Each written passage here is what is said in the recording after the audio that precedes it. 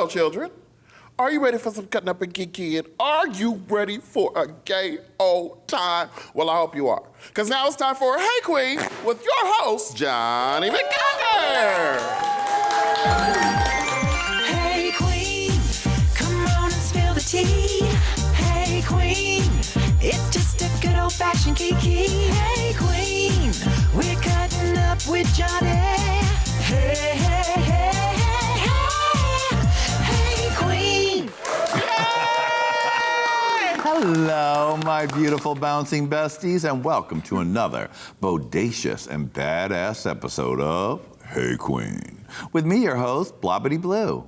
Today's show is gonna be brilliant. Our guest is a true all-star. She brought professionalism into the workroom, and her tell it like it is attitude won us all over. She's a true Vegas showgirl, and I cannot wait to get her on the Sparkle Couch. I'm talking about the phenomenal COCO Montrese. Yeah! But before she high steps it on out here, there's another glamourina who will sweep you off your feet. She knows how to put on a show, girl. And like a marquee on the Vegas Strip, she's flashy, splashy, brightly lit, and slightly fit. Oh. It's Lady Red Couture.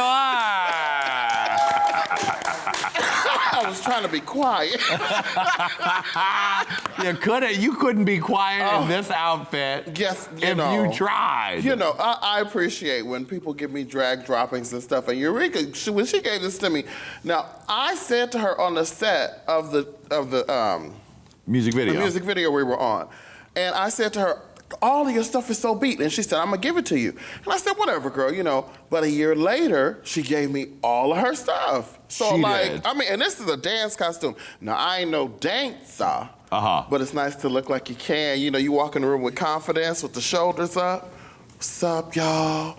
And then 1, 2, 3, you stand there all day. Yeah, you do 5, 6, 7. Look over there. Well, Lady Red, it's our season finale. Oh my God. I'm glad that you looked this beautiful for our season finale. Well, I'm glad that you let me sit here with no paints on for this season finale. It's very on brand for this show. And we have not only the gorgeous, incredible COCO Montrese, everybody. But honey, it's a family affair because her daughter Kahanna Montrese is here too. Yeah. I mean, and it's a star-studded audience. Alexis Matteo's in the audience. I see you, boo. And she brought her mama. There she is over there. Yeah, right over there. Well, there is too much to talk about today to hold back any longer. We don't need to hold back. I'm on the way. I said, oh, ain't no need to hold back. I'm on the way. Here we go. Oh, that's good. That's how you fly when you're here. Just like that. Qween. Yeah. Oh my God, that's good. Oh my goodness. Yes. I love that. Okay, honey, we don't have time to waste any more time because COCO Montrese and Kahanna Montrese will be with us right after this very gay break.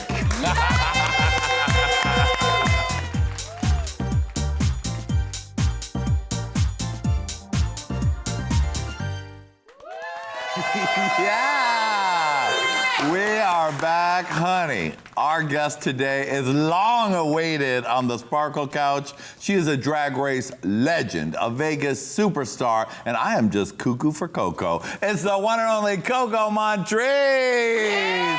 Yes! Oh my gosh, I'm so excited to be here with you. Hey, Qween, you look great. Thank you, I try. You know. Finally got you in my eyes. I know, it's been so long, we've been waiting for this. I know, but it's been worth the wait. Right. Are you ready to spill today? Oh, I am ready to spill the tea. Because, COCO, you have been an elusive mystery. Oh. We have not gotten to hear the details from your lips about so many situations. Oh gosh, you know what? And I'm ready to give it to you. So. Yes. Lady Red, is this not exciting? Listen, I can't believe we even got her here, let alone she about to spill the tea.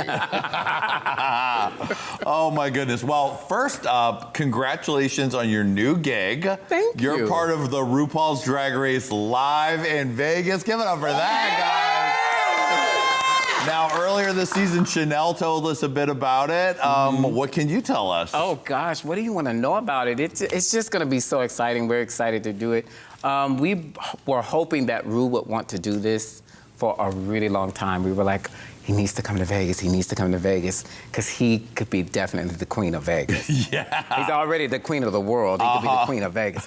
So we were so happy and excited. When I got the call, I was like, send the contracts. Yes, I'm signing. I'm going. Yeah. Oh, it's going to be so good. And what a gig. You live in Vegas. You get to go to the showroom, be in the biggest venue. It's going to be so great. Yes, I've been performing there.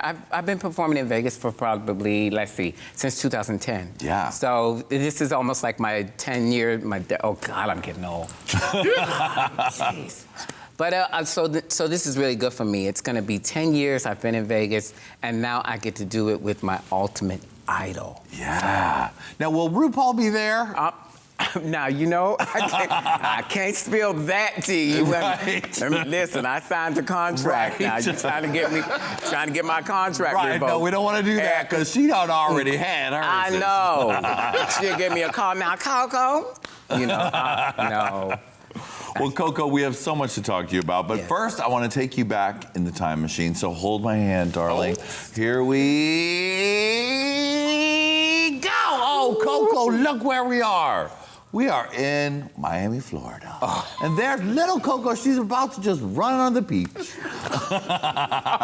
What were you like as a kid, Coco? Oh my gosh. You know what? I grew up as a pastor's kid. Mm-hmm. So I was always, but I was that pastor's kid who was always, you know, everything for me was, I questioned everything. I wanted to know, why did we dress up for Easter if God really didn't care what we did? I was that kind of kid. Right. I had so many questions, so my parents were just like, oh God, what's he gonna ask next? So I was that kind of kid, but I grew up and I always questioned every single thing. And I mean, I knew back then I was probably gonna be on stage. I used to build stages in my backyard, and I used to dress my sister up with paper mache. Wow. Yeah, and I would make my parents sit in the living room, and I would open the curtains, and my sister would be so mad, so I'd have to like steal money from my brothers and try to pay her off to do it and dress her up. And I love listening to music and then just have her go out there and perform, and then I would critique her. Oh. Yeah. A drag mother from the very beginning. Yeah. Then I ended up on Drag Race. So I was like, ooh, critiquing. Right, getting critiqued, critiquing, all the rest. Now, you lost your parents pretty young. Very young, very young. My parents died less than a year apart. Wow. And they were really, really young. They were in their 50s. Wow. Well, early 50s, like 50 and 51. Mm-hmm. So for me, at that point, I was the type of kid I had to adjust. You know, I try to hide things. I would find ways to hide my inner feelings and emotions about life and death and losing people and loving people. So it was hard for me to say, I love you. Yeah. Because everybody I would say, I love you to, I lost. So it was hard for me for a long time. I bet. Now, how old were you when that happened? Oh, gosh. When my parents died, I was in my early teens. Wow. That is a tough period to lose both parents so quick. And my grandparents were the same way, but my grandparents were faster. My father's parents died like 12 days apart. Wow. And then my mom's parents died less than 6 months apart. So for me, even growing up, even as a little kid, I watched death. So it happened so much that I didn't want to connect with people because I felt like if I connect with you or I get close to you, I thought something was wrong with me. Right. Because I said, okay, if I love you, I'm gonna lose you. So even growing up with that and then in relationships were the same way. I would never like to say, I love you, because trouble. It's always trouble. I bet. So by 18 or 19, you were tiptoeing your way into drag. Oh, yes. I was full throttle into drag by then. I was playing in my mom's clothes and all. I used to dress my sister up all the time. Right. And I would, I did all of that. Emulate all the church fashions, the hats and all the rest? Do the fashion shows, do all the songs, make her lip sync and the words to everything, yeah. Now, were you catching up in pageants? Was that how you really got into the glitz? Yeah, pageants were the big thing for me. Miss Florida was the big pageant then. Right. That was like the biggest pageant of all time. I would love to go and sneak in Miss Florida, because you had to be 21 to actually go to the pageant, but they had it at hotels. So I would sneak in and see the pageant, and you get to see all the big name girls in the not just the city, but everywhere. Right. Would come to be Miss Florida. So I would see that, and it was just amazing to me. And I never, like in the beginning, I didn't think, oh, I could actually do this for real. I was a backup dancer, I was a helper, I like to do all that kind of stuff. And I never thought that I would get in front of it. It wasn't until college that I really said, okay, I could do this. I could actually do this. And I got into it in college in Alabama. Now, was that when you met COCO Montrese? That's when I met my mama. Let me tell you, when I met her, Mocha, and she will tell you this, so this is a T, but it's not a T. Okay. Mocha wasn't the prettiest thing back then. But Mocha, when she started, she was electrifying.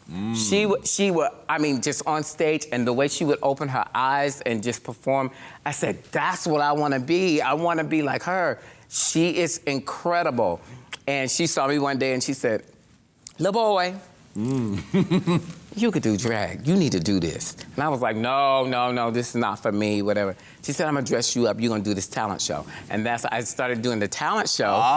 And I won. And at first I started out doing prints. Because I didn't want to, at the time I was college and I was like, okay, I don't know about this dressing up as a woman thing. So you just got on that edge, that Prince edge. Yes, Soft and Wet was the first song that I did by Prince. Yes, it was the first song that I did by Prince. I had on these little booty shorts and they had the stockings, you know, you buy the stockings like for Halloween that come up to here with the ruffle around them. I would do those with the little short boots and the little hat with the lace. And that I Prince thought I was, look, oh honey. yeah. Yes. I thought I was the shit. And let me tell you, so I did that and they started paying me. I said, oh, I'm on stage and these people throwing money?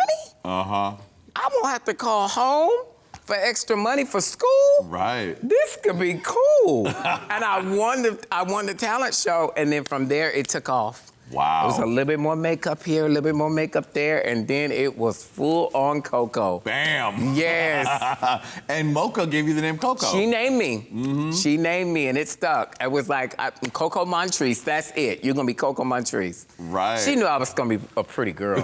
She got you in there. She said that, right. And I would do my own makeup. She said, no, baby. The makeup is a little challenging. That's not your strong part. You just go out there, I'm gonna put the makeup on you, and then you go out there and perform. So that's how I started doing drag. I was like, okay, well, yeah, let's do it. Right. Oh, I felt lovely when she painted me. I bet. When I painted myself, I felt, wow. Hope they don't have lights up in this place.